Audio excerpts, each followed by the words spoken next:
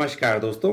हम हैं पूर्व जन्म की कहानियों के कथावाचक, past life regression expert, life and leadership coach Hitesh Chhabra. प्यारे दोस्तों, हमारे आज के इस वीडियो के अंदर हम इंग्लैंड के अंदर रहने वाली एक भारतीय मूल की महिला हैं जिनका नाम है ज़ैनब। उनकी पूर्व जन्म की कहानी आप सभी के सामने प्रस्तुत करने जा रहे हैं। दोस्तों, ये प्यारी बहन लगभग 48 वर्ष की आयु की एक विवाहित स्त्री हैं और ये अपने शौहर अब्दुल के साथ पिछले 20 वर्षों से इंग्लैंड में रह रही हैं। दोस्तों, इनके जो पति हैं वह पेशे से एक सॉफ्टवेयर इंजीनियर हैं और ये जो प्यारी बहन हैं, जो ज़ैनब जी हैं, ये इंग्लैंड के अंदर एक बहुत ही लंबे समय से एक इंडियन रेस्टोरेंट रन कर रही हैं। दोस्तों, ज़ैनब जी जो हैं अपने पीएलआर के माध्यम से उन कॉम्प्लिकेशंस का आंसर जानना चाह रही थी। एक्चुअली जो इनका जो रेस्टोरेंट है उसको चलाने में कुछ स्ट्रेस ज्यादा ही आ रहा है इनकी लाइफ के अंदर, और वो जो स्ट्रेस है वो विशेषकर इनके पार्टनर से जुड़ा हुआ है। जो रेस्टोरेंट ये चलाती हैं वो खुद ये पूरी तरह से ओन नहीं करती हैं, और जो इनके पार्टनर हैं वो बांग्लादेशी हैं, बांग्लादेश के रहने वाले हैं और उनके साथ मिलकर के रेस्टोरेंट यहाँ पे चलाती हैं। तो कुछ इनको कॉम्प्लिकेशंस आ रहे हैं, काफ़ी सारा स्ट्रेस इनको आ रहा है।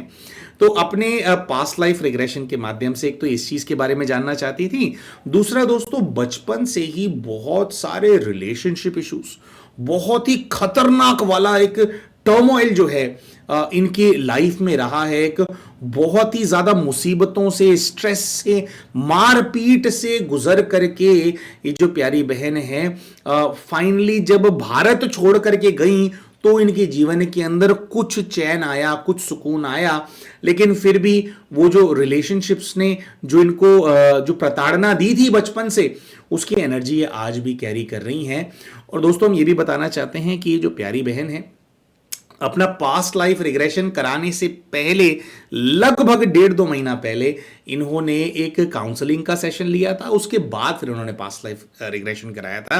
वो काउंसलिंग का सेशन कराने के बाद इनको जो रेकमेंडेशंस दिए गए थे कि कैसे इनको अपने परिवार वालों से डील करना है, कुछ उन रेकमेंडेशंस को इन्होंने अप्लाई किया था। और दोस्तों, बहुत खुशी हो रही है हमारे को आपको बताते हुए कि पीएलआर करने से पहले इन बहन ने हमारे को बताया था कि भैया आपने जो सारे रेकमेंडेशन दिए थे तो वो मैंने इन 1.5 महीने में उनको अप्लाई किया है। पहली बार अपने जीवन के अंदर कुछ मैंने चैन की सांस ली है। लेकिन फिर भी मैं जानना चाहती हूं कि मेरी 48 वर्ष की आयु के अंदर पिछले 48 सालों से क्यों इतना ज्यादा मैं मुसीबतों के अंदर फंसी हुई हूं, उसका जो कारण है मैं जानना चाहती हूं। आज इनके जो पति हैं उनके साथ भी थोड़ा रिश्ते के अंदर थोड़ा खटपट है। ये ऐसा कहती हैं कि मेरे पति मुझे समझते नहीं हैं, he doesn't understand my emotions, मुझे जितना नीड है उतना वो मेरे लिए अवेलेबल नहीं होते हैं। मैं चाहती हूँ कि वो मेरे साथ बैठें, मेरे साथ टाइम स्पेंड करें और ये करें, कह रही करते हैं लेकिन उतना नहीं करते हैं। मतलब इनके जो पति हैं अभी जो अब्दुल भाई हैं, उन्होंने कभी भी इनको किसी प्रकार का मतलब जैसे होता है ना कि डोमेस्टिक वायलेंस वगैरह होता है, ऐसा कुछ नहीं किया। ना ही इनके जो पति हैं उन्होंने कभी इनको मेंटली हरास किया।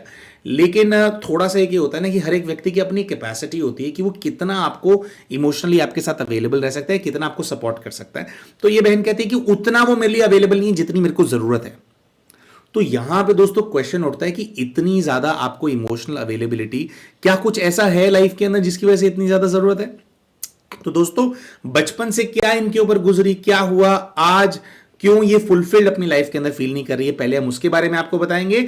उसके बाद हम आपको बताएंगे कि अपने पूर्व जीवन के अंदर जब ये गए तो क्या कनेक्शन निकल करके आया और इनके स्पिरिचुअल गाइड ने भी इनको क्या गाइडेंस दिया।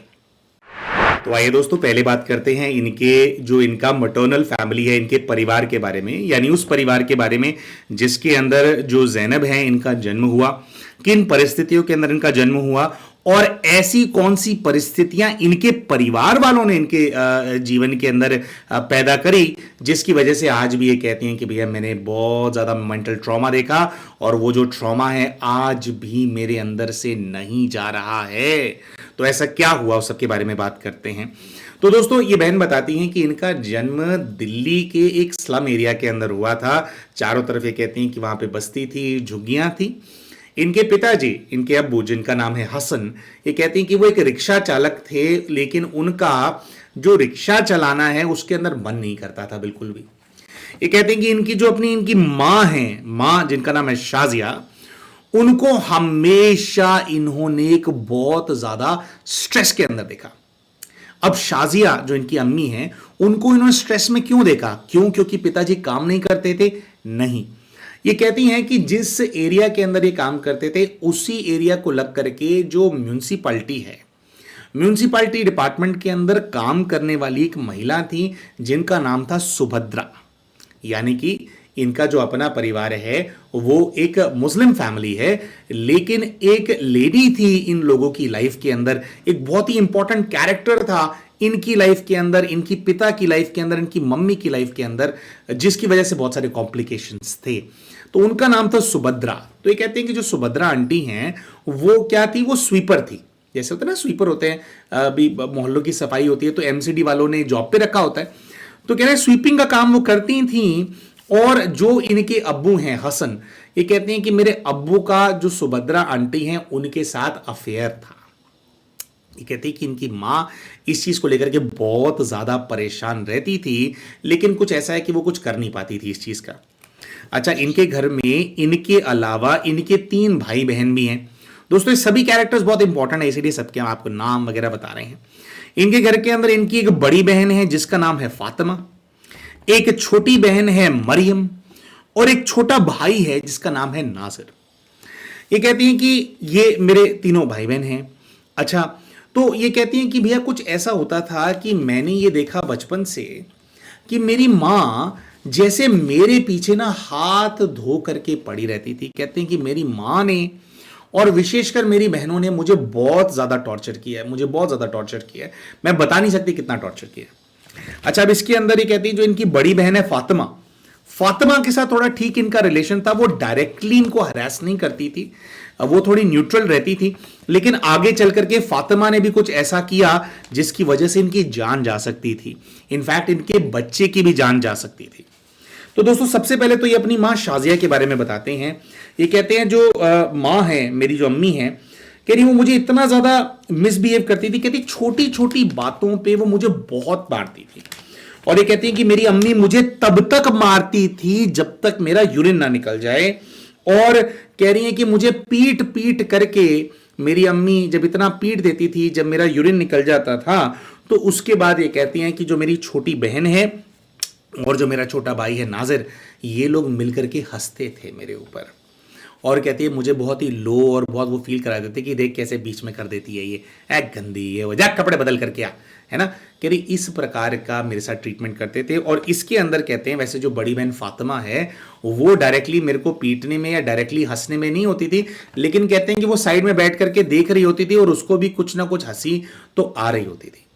तो हमने इनसे पूछा कि भाई सबके साथ ऐसा होता था? तो ये कहते नहीं, सबके साथ ऐसा नहीं होता था, मेरे साथ ही इतनी ज्यादा मारपीट की जाती थी, मुझे समझ में नहीं आता कि क्यों की जाती थी। फिर ये बताती हैं कि भैया मुझे याद है जब मैं 3.5-4 साल की हुई, तो उस टाइम का कहने मुझे टाइम याद है कि मेरे घर वाले ये बोलते थे कि भी उनकी ना फाइनेंशियल कंडीशन बहुत ज़्यादा खराब है, जिस चीज़ के चलते वो मुझे संभाल नहीं सकते हैं, जिस चीज़ के चलते ये कहते हैं कि जो सुभद्रा आंटी हैं उनके पास मेरे पापा और मेरी मम्मी मुझे छोड़ आते थे। तो ये कहते हैं कि वैसे तो जो हमारा स्लम एरिया था और जहां पे सुभद्रा आंटी रहती थी, सुभद्रा आंटी का भी ये बताती हैं कोई झोपड़ी नुमा टाइप जगह पे ही रहती थी, उनके पास कोई बहुत ज़्यादा कुछ नहीं था। आजकल तो क्या है कि तनख्वाहें वगैरह ठीक मिलती हैं कई पोजीशंस के अंदर, लेकिन कहते हैं तब ना बड़ा गरीबी का वो टाइम था, तो सरकार भी इतना, कोई सरकारी मुलाजिमों को भी कोई इतना बहुत ज्यादा पैसा नहीं मिलता था। तो कह रहे सुभद्रा आंटी अपने परिवार में अकेली सी थी और वो भी एक झुग्गी में ही रहती थी, लेकिन उनका जो एरिया था वो हमारे एरिया से काफी दूर था, मतलब जैसे 4-5 किलोमीटर दूर था। और कह रहे एक छोटे बच्चे के लिए तो बहुत ही ज्यादा हो गया ना। तो कह रहे 5 दिन सुभद्रा आंटी के पास मुझे छोड़ते थे, और उसके बाद ये कहती हैं कि शनिवार और इतवार सुभद्रा आंटी की जॉब कुछ ऐसी थी कि उनकी छुट्टी होती थी और सुभद्रा आंटी मेरे को लेकर के मेरे पापा और मम्मी के घर में आ जाती थी, और जो है ये कहते हैं कि यहाँ पे रहती थी। कह रहे फिर उन 2 दिनों के अंदर बहुत मेरे साथ टॉर्चर होता था, क्योंकि कुछ ऐसा होता था कि सुभद्रा आंटी आती थी तो पापा और आंटी, अभी कह रही कि जो हम लोगों का जो ये जो सेटअप था, जो झुग्गी वाला सेटअप था, कह रहे उसके अंदर एक ही दरवाजे वाला कमरा था, बाकी जो है बाहर छोटा सा एक ड्राइंग रूम सा था, उसी के अंदर कुछ कुछ बना हुआ था। तो कहते हैं कि पिताजी जो हैं सुभद्रा आंटी के साथ वो अंदर कुंडी मार के अंदर चले जाते थे। तो कहते हैं कि और फिर मेरे साथ टॉर्चर होता रहता था, कोई मेरी मदद के लिए नहीं आता था। और कहते हैं कि सिर्फ मेरी माँ मुझे नहीं पीटती थी, अगर गलती से सुभद्रा आंटी किसी हफ्ते वो कहीं गई हैं, अपने गांव गई हैं और वो मुझे नहीं लेकर के जा सकती कुछ है, और कह रही मैं यहाँ पे रहती हूँ, तो कह रहे मेरे पापा भी मुझे बहुत ज़्यादा मारते थे, बहुत ज़्यादा मारते थे। अच्छा, धीरे धीरे ये कहते हैं कि कुछ ऐसा हुआ कि सुभद्रा आंटी को जो है उनकी परिस्थिति कुछ ऐसी होगी कि उनके गांव में जो उनकी माँ थी वो शायद बीमार वगैरह हो गई। तो ये कहते हैं कि मुझे याद है कि ये 3.5 साल की आयु से लेकर के लगभग 10 वर्ष की आयु तक तो वो सुभद्रा आंटी का ऐसा था कि 5 दिन मैं उनके साथ रहूंगी और 2 दिन के लिए वो मुझे यहाँ पे ले आएंगी। लेकिन कहते हैं कि 10 साल की आयु से आगे के टाइम में जो सुभद्रा आंटी है वो गायब सी हो गई हमारी लाइफ से। ये कहती है शायद उनकी माँ बीमार हो गई थी, तो वो जहाँ की भी वो थी वहाँ पे उनको देख रेख उनकी करनी होती थी। तो कह रहे हैं कि ऐसा नहीं कि बिल्कुल गायब हो गई थी, कई सालों में फिर जैसे वो मिलने के लिए आया करती थी। इस प्रकार का कुछ जो है ये हिसाब किताब था। अच्छा, तो ये अच्छा फिर ये कहती हैं कि देखो अब सुभद्रा आंटी हिंदू थी और ये मुसलमान थे। तो कहते हैं कि मेरे साथ क्या होता था कि 2 दिन तो मैं अरबिक पढ़ती थी, है ना, जो कुरान शरीफ है और जो उसकी आयतें हैं, जो भी मतलब बच्चों को पढ़ाया जाता है, कह रहे 2 दिन तो मेरी वो वाली एजुकेशन होती थी, और बाकी 5 दिन जो सुभद्रा आंटी है उनका ऐसा था कि वो मुझे कह रहे हैं कृष्ण की कहानियां बताती थी और हिंदू देवी देवताओं की कहानियां बताती थी, मुझे मंदिरों में लेकर के जाती थी, मत्था टेकती थी। तो कहते हैं कि भैया मेरी जो अपब्रिंगिंग हुई है वो ये है कि मैं मल्टी कल्चरल एक मेरी अपब्रिंगिंग सी हुई है। शायद इसी वजह से एक मुस्लिम होने के बावजूद भी, हालांकि जो इस्लाम है वो इस बात में बिलीव करने की इजाजत नहीं देता कि पूर्व जन्म होता है या पुनर्जन्म होता है, उनमें तो नहीं मानते इस चीज को, लेकिन कहते हैं क्योंकि भैया मेरा मल्टी कल्चरल बिलीफ रहा है और जो सुभद्रा आंटी है वो she was like a second mother to me. तो कहते हैं कि उनकी इंफ्लुएंस की वजह से ही शायद मैं इस चीज के अंदर विश्वास करती हूं कि भैया नहीं, पुनर्जन्म और पूर्व जन्म होता है, और मुझे पूरा विश्वास है कि पूर्व जन्म का कोई हिसाब किताब इन लोगों के साथ मेरा है। अच्छा, तो ये इन्होंने बताया कि भाई ऐसे ऐसे था। अब ये कहती हैं कि भाई मम्मी और ये लोग तो जो चलो मेरे को प्रताड़ना देते थे वो देते ही थे। अब ये कहते हैं कि मेरी इतनी ज्यादा मारपीट होती थी मेरे साथ, मुझे ये लगता था कि भाई कैसे भी करके मेरा इस घर से पिंडा छूटे, मेरे को तो जाना है यहां से छोड़ करके, भैया मैं नहीं रह सकती यहां पे। अच्छा, तो ये कहते हैं कि भाई जो इनका स्कूल है, एमसीडी का स्कूल था दिल्ली के अंदर, उसके अंदर ही सुभद्रा आंटी ने इनका एडमिशन करा रखा था। तो कह रही चलो ठीक है, मैंने पढ़ाई वगैरह तो मैंने कर ली, हालांकि हिंदी मीडियम से पढ़ाई होती थी, लेकिन फिर भी ये कहते हैं कि मेरे को बहुत जुनून था, और ये कहती है मेरे को अंदर से इस बात का एब्सोल्यूट क्लैरिटी थी कि सिर्फ पढ़ाई ही है जो मुझे इस नर्क से बाहर निकाल देगी। तो कह रहे कि मैं पढ़ने लिखने के अंदर मैं पूरा अपना जोर लगा करके अच्छे से मैं पढ़ाई किया करती थी। दोस्तों, इनके बचपन के किस्से तो बहुत सारे हैं, कैसे कैसे इनके साथ हुआ तो उतना सारा हम करेंगे तो घंटों उसी के अंदर निकल जाएंगे। तो थोड़ा सा इसको हम वो शॉर्ट करके दूसरे कैरेक्टर्स के बारे में बताते हैं। तो माता बहुत मारती थी, पिता बहुत मारते थे, ठीक से इनका ध्यान नहीं रखते थे। एक सुभद्रा आंटी थी, 10 साल की आयु में फिर सुभद्रा आंटी को भी इनको छोड़ करके जाना पड़ा। उसके बाद ये जो टॉर्चर है, मार पीट और वो पीट पीट के यूरिन निकल जाना, कह रही है रोज का ड्रामा था, रोज मेरे साथ ये होता था, और कह रही है मेरी माँ की तो आंखों में खून उतर जाता था। तो ये कहती है कि मैंने अपनी माँ से पूछा था कि मैं तुम्हारी बेटी हूं, तुम मेरे साथ ऐसा क्यों करती हो, मतलब ऐसा मैंने क्या गलती करी, इतनी नफरत तुम्हें क्यों है। तो कहते हैं कि मेरी मां ने मुझे एक्सप्लेनेशन दिया था कि जब मैं तेरे साथ प्रेग्नेंट थी, जब तू मेरे गर्भ के अंदर आई, तब ही मैंने तेरे पिता को ये जो सुभद्रा है इसके साथ मतलब इंटीमेट होते हुए देख लिया था, और देख लिया था कि इन लोगों का अफेयर है। तो कह रहे तू मेरे गर्भ में आई और तब मैंने इन दोनों को देखा, तो मेरे को तेरे से चिढ़ होने लग गई कि शायद तू मनुष्य है, जो ये बच्चा मेरे गर्भ में है ये मनुष्य है। तो इनकी मां ने बोला कि देख कुछ भी है, मैं इस बात को अपने अंदर से नहीं निकाल पाती हूं, मुझे तू मनुष्य ही नजर आती है, और मुझे लगता है कि अगर तू मेरे पेट में नहीं होती तो मेरा जो पति है वो मेरा होता। तो ये कहती कि भैया मेरे को ना पूरा लॉजिक मेरे को विश्वास सा नहीं होता, बात पता नहीं क्यों मेरे को तो पचती नहीं है। अच्छा, थोड़ा सा इन्होंने ये बताया, कह रहे कि ना हमने ना कई बार अपने घर वगैरह भी बदले। अब कह रहे हैं क्योंकि सुभद्रा जो है वो हिंदू थी, तो मेरे पिता उनसे निकाह नहीं कर सकते थे क्योंकि वो अपना हिंदू धर्म छोड़ने को तैयार नहीं थी। तो कह रही हैं तो वो हमारे घर आती थी, लेकिन तो कह रहे हैं कि हम कभी मेरे जो घर वाले हैं वो कभी उनको मेरे पिता की बहन बोल करके इंट्रोड्यूस कर देते थे। कभी वो ये बोल देते थे कि जो मेरी जो माँ है शाजिया, ये उनकी बहन है। कह रहे यही सब चलता रहा, इन लोगों का अफेयर चलता रहा ऑल टाइम, ना इन्होंने कभी शादी करी, मेरे साथ मारपीट होती रही। और लेकिन ये कहते हैं कि जो मदरली लव है वो मुझे सुभद्रा आंटी ने ही दिया।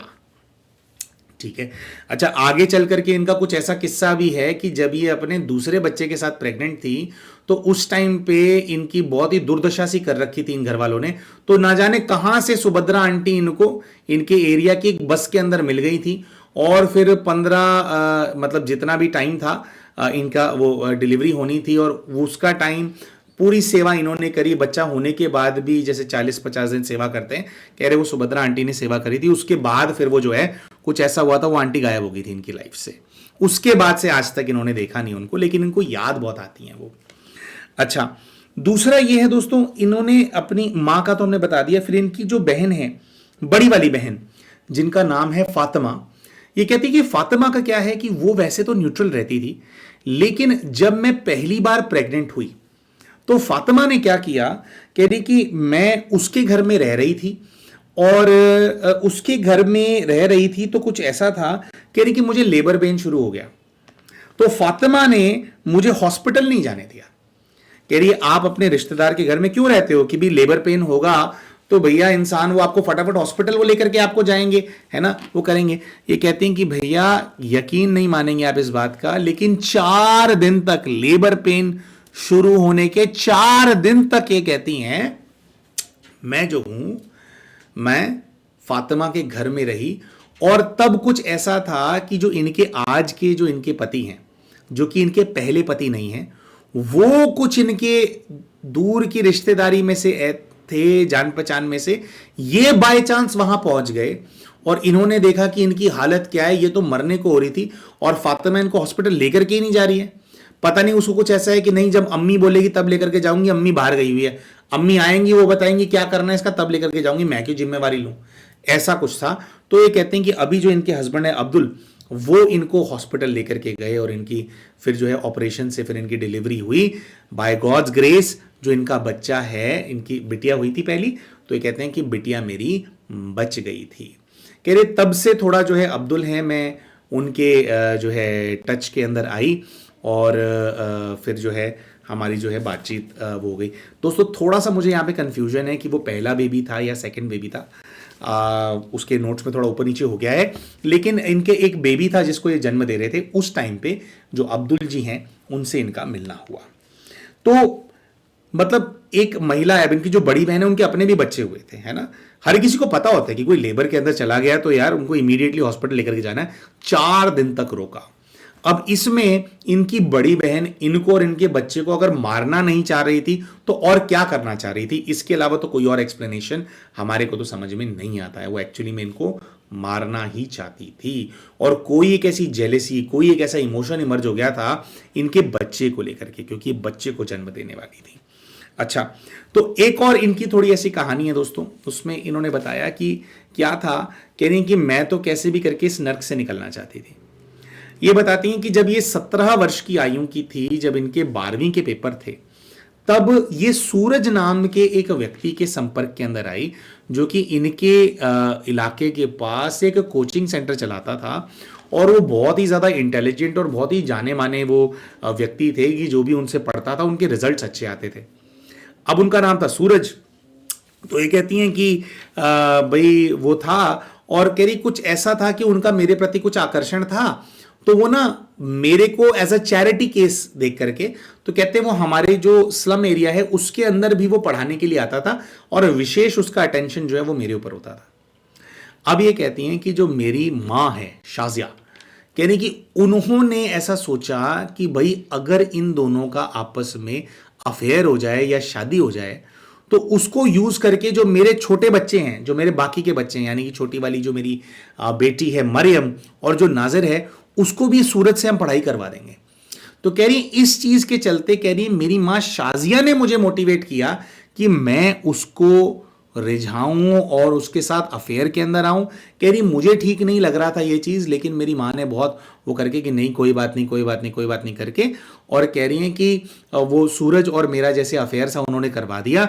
और उसके बाद ये बताती हैं कि जैसे हम थोड़ा और करीब आ गए तो उसके बाद ये कहती हैं कि मेरी माँ और जो मेरे अब्बू हैं और जो हमारे स्लम के जो एरिया हैं उन्होंने सूरज को पकड़ लिया और उसके ऊपर फिर प्रेशर बनाया कि भाई अब जो है देखो तुम्हारे को हमारी लड़की से निकाह करना पड़ेगा क्योंकि तुमने गलत किया है।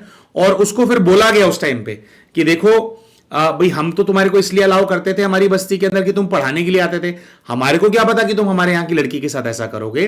तो फिर ये कहते हैं कि वो जो सूरज है उसका धर्म परिवर्तन कराया गया, सूरज से उसको शम्स बनाया गया। तो जो शम्स हैं उन्होंने इनसे वो शम्स बन करके उन्होंने विवाह कर लिया।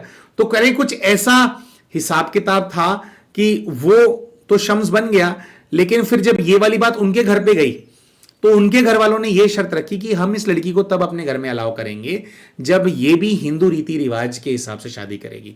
तो उन्होंने कहा कि अपने ससुराल वाले घर में तुम वहां पे शम्स हो, यहां पे तुम सूरज रहोगे, और वहां पे जो ये लड़की है इसका नाम जैनब है और यहां पे इसका हम नया नामकरण कराएंगे अपने हिंदूज के हिसाब से। तो ये कह रही हैं कि भैया बड़ा एक कॉम्प्लिकेशन सा हो गया इसमें ना, हाँ ना चलती रही। तो फिर ये कहते हैं कि भाई जो शम्स हैं यानी सूरज है, कह रही उनके साथ में अलग एक घर के अंदर रहने लगी। लेकिन ये कहते हैं कि जो मेरे पति हैं, जो मेरे पहले शौहर थे, कह रही है वो फिर भी बस्ती के अंदर पढ़ाने के लिए जाते थे। तो कह रही है जो मेरी माँ है वो उससे अपने बच्चों को पढ़वा लेती थी और मेरे खिलाफ उसको भड़काती रहती थी। ये कहते हैं कि शादी के 2 महीने बाद ही जो सूरज है उसने मेरे को गाली गलौज करना शुरू कर दिया, मुझे बैड कैरेक्टर लड़की बोलना शुरू कर दिया, ये बोलना शुरू कर दिया कि ये तो मेरा बच्चा है ही नहीं, ये बच्चे किसी और के हैं, तू तो कहाँ कहाँ मुंह मारती है। तो कहते हैं बहुत लंबे झगड़े के बाद ये बात सामने आई थी कि ये सारी बातें उसके कान में भरने वाले हमारे, कह रही मुझे लगता था मेरे बस्ती के लोग भरते हैं उसके कान में बातें, कह रहे मेरे बस्ती के लोग नहीं थे कान में बातें भरने वाले, ये बातें भरने वाली थी मेरी अपनी माँ, मेरी अपनी छोटी बहन, मेरा अपना छोटा भाई। दोस्तों और छोटे छोटे थोड़े से किस्से हैं। जैसे इन्होंने बताया कि एक बार जैसे बचपन से तो ये एकदम से बड़ी नहीं हुई थी अपने भाई बहनों के साथ, 10 साल की उम्र में प्रॉपर रहने लगी थी वहाँ पे। तो ये कह रहे हैं जब बड़ी हुई थी तो 14-15 वर्ष की आयु की होती है। अब 14-15 वर्ष की आयु की कन्या क्या होती है कि थोड़ा पूरा वो अडल्टहुड की तरफ जा रही होती है। तो कह रही है मेरे को पूरा इस बात का कॉन्फिडेंस है कि वो मेरा भाई ही था नाजिर। कह रही कि रात को मैं सो रही थी तो उसने मुझे इनअप्रोप्रिएटली टच किया, तो जैसे मुझे इनअप्रोप्रिएटली टच किया मैंने शोर मचाया एकदम से कि किसी ने ऐसा मेरे साथ वो किया है। तो कह रही कि मेरी माँ उठ करके आई शाजिया, और कह रहे आ करके उसने झन्नाटेदार चमाटा मेरे मुंह पे मारा और मुझे उसने जो है कहा कि सो जा तू चुपचाप यहाँ पे। तो कह रहे हैं कि ऐसी चीज पे भी मेरी कोई सुनवाई नहीं, और कह रही मुझे पूरा वो है क्योंकि अब्बू अलग वो सो रहे थे और ये। तो कह रही कि अपने सगे बच्चे के साथ सब लोग ऐसा कैसे कर सकते हैं, मेरा घर भी ये बर्बाद करना चाहते हैं, मेरे साथ मारपीट भी करना चाहते हैं, मेरे को इनअप्रोप्रिएटली टच भी करना चाहते हैं, और अगर मैं उस बात को रेस करना चाहूं तो पीटना भी मुझे ही चाहते हैं। कह रहे कि ऐसा कैसे हो सकता है कि मेरे पे इतना ज़्यादा ये लोग अत्याचार कर रहे हैं और करते आए। अच्छा, तो ये कहती हैं कि भाई ये सब हो गया। अच्छा, उसके बाद ये कहती हैं कि जो मेरे जो तीनों बच्चे हैं एक्चुअली में वो मेरी फर्स्ट मैरिज से हैं, लेकिन अब्दुल जी के मैं टच में आ गई थी और कुछ ऐसा है कि भी उन्होंने देखा कि भाई मेरे साथ क्या हो रहा है, और थोड़ा उनको मेरी कहानी के बारे में भी पता था मेरे रिश्तों से। फिर ये कहती हैं कि मेरे जो अपने पहले शौहर हैं जो सूरज है, कह रही उनके साथ जो मेरी शादी है वो लगभग 18 वर्ष की इनकी आयु थी तब इनकी शादी हो गई थी उनके साथ। और ये कहती हैं कि मेरी जो उनकी शादी है वो 24 या 25 वर्ष की आयु तक मेरी उनके साथ शादी चली। उसके बाद ये कहती हैं कि मैं बहुत ज़्यादा फिर हमारा तलाक हो गया, मैं फिर से इन लोगों के घर में आ गई अपने बच्चों को लेकर के। तो कह रही मेरी बच्चियों के साथ भी एक मिसट्रीटमेंट सा होने लगा और हमारे साथ वो होने लगा। तो कह रही कि मुझे था कि मुझे यहाँ से निकलना है, और कह रही कि फिर ऐसा था कि अब्दुल मेरे टच में थे, उनको निकाह करना था, कुछ ऐसा था। ये कहते हैं कि जो अब्दुल हैं वो सॉफ्टवेयर इंजीनियर थे, वो बाहर ही रहते थे, तो वहाँ से फिर वापस आए, कुछ ऐसा हुआ कि हम लोग मिले और उन्होंने ये डिसाइड किया कि भाई मैं निकाह करूँगा, और उन्होंने निकाह करके कह रही कि फिर मेरे तीनों बच्चों को लेकर के वो इंग्लैंड आ गए, और कह रही फिर तब से जो है मैं यहाँ पे इंग्लैंड में रह रही हूँ। ये कहती हैं जो अब्दुल हैं उन्होंने कभी भी मेरे बच्चों को भी मिसट्रीट नहीं किया। हमारी शादी से उनका हमारा अपना कोई बच्चा नहीं है अब्दुल और मेरा, लेकिन ये कहते हैं कि बहुत ही अच्छे बहुत ही नेक इंसान हैं, फिर भी मैं सेटिस्फाइड नहीं हूँ मेरे रिलेशन से। अच्छा, क्यों सेटिस्फाइड नहीं हूँ, अब ये बात हम करते हैं दोस्तों जो इनके साथ हुआ, आइडियली एक इंसान को ये बात समझ जानी चाहिए कि रीजन कोई भी है, लेकिन ये जो लोग इनके जीवन के अंदर है, इनकी बहनें, इनका भाई, इनके पिता, इनकी माँ, वो इनकी सहयोगी आत्माएं नहीं है, वो इनके दुश्मन हैं। बचपन में इतनी प्रताड़ना इनको मिली, तो इनके साथ क्या है दोस्तों, ये ना एक ना जोन होता है हर इंसान का कि इंसान ना जब रिश्ते नहीं मिलते उसको तो वो रिश्तों की भीख मांगता है, और इन्हीं रिश्तों की भीख मांगने के संस्कार के चलते पिछले 20 वर्षों से ये अपनी उसी मां शाजिया को, अपने उसी अब्बू हसन को, अपने उन्हीं भाई बहनों को इंग्लैंड से पैसा भेज रही है कि चल अब नाजिर है उसकी पढ़ाई के लिए चला, वो हो गया, मरियम की शादी करानी है, जो बड़ी बहन है फातिमा उसकी भी शादी नहीं हुई थी, उसकी भी शादी करवानी, क्योंकि इनकी तो जल्दी हो गई थी ना। तो कह रही कि इनकी शादियों के लिए, इनके घर के लिए, अपने जो इनके माता पिता उनको हौस खास में इन्होंने घर खरीद करके दिया है कि आप हो रहा हो। कह रही लेकिन मैंने 20 साल हो गए मैंने इतना इनके लिए करते हुए, आज भी मुझे यही फीलिंग आती है कि बस जब इन लोगों को ज़रूरत हो, पैसा हो, तो ये लोग मुझसे बात करते हैं, मुझसे काम निकलवाते हैं और फिर मुझे वो कर देते हैं। कह रही माँ जो अम्मी हैं वो जब भी फ़ोन करेगी वो अब्बू की शिकायतें करती रहेगी, वहाँ की मुसीबतें बताती रहेगी। कहती कि मैं उनकी बात सुन सुन के ना भारी हो जाती हूँ। तो दोस्तों जो 1.5 महीने पहले जब हमने काउंसलिंग करी थी, इनको हमने यही एडवाइस किया था। हमने कहा बहन 20 साल हो गए, क्या आज तक आप इनके परिवार का हिस्सा बन पाए, क्या आप इनके दिल में जगह बना पाए? तो इनका आंसर नहीं था। तो हमने बहन को यही एडवाइस किया था कि बहन आपको इन लोगों से बात करना बिल्कुल बंद करना पड़ेगा, आपको सत्य को स्वीकार करना पड़ेगा कि ये आपके परिवार के लोग नहीं हैं, ये आपकी सहयोगी आत्माएं नहीं हैं। जब तक आप रिश्ते की भीख मांगते रहोगे, उनको सब कुछ करके देते रहोगे इसी उम्मीद में कि किसी दिन तो आपकी अच्छाई देखेंगी, ऐसा कभी नहीं होगा। आपको अगर कोई रिश्ता मेंटेन भी करना होता है ना दोस्तों, तो उसके अंदर क्या है, अगर हमारे को चलो करना भी है हमारे परिवार वालों के लिए, अगर फिर भी आप ऐसा सोचते हैं तो एटलीस्ट हमारे को अपनी पोजीशन ऐसी मेंटेन करके रखनी चाहिए जिसमें कि उनको पता हो कि वो कैसे भी आपको ट्रीट नहीं कर सकते, उनको भी आपको सम्मान देना पड़ेगा। अगर वो आपको सम्मान नहीं देंगे तो आप भी उनको कोई सहयोग कोई सपोर्ट नहीं करेंगे। अपनी ऐसी पोजीशन मेंटेन करके रखोगे तभी ही इज्जत मिलेगी। ऐसे आप बिल्कुल साष्टांग दंडवत प्रणाम करके रहेंगे कि जो लेना है ले जाओ मुझसे, बस मुझे बेटी का दर्जा दे दो, बस मुझे बहन का दर्जा दे दो, है ना, ये भीख मांगते रहोगे तो कभी नहीं मिलेगा। तो इन बहन ने 1.5 महीने के अंदर जो है इन्होंने बात करना बंद कर दिया था, और अपेरेंटली काउंसलिंग के बाद ये इंडिया भी आए थे, और इन्होंने बताया कि जिंदगी में पहली बार ऐसा हुआ था कि मैं इंडिया आई हूँ और मैं इन लोगों से मिलने के लिए नहीं गई।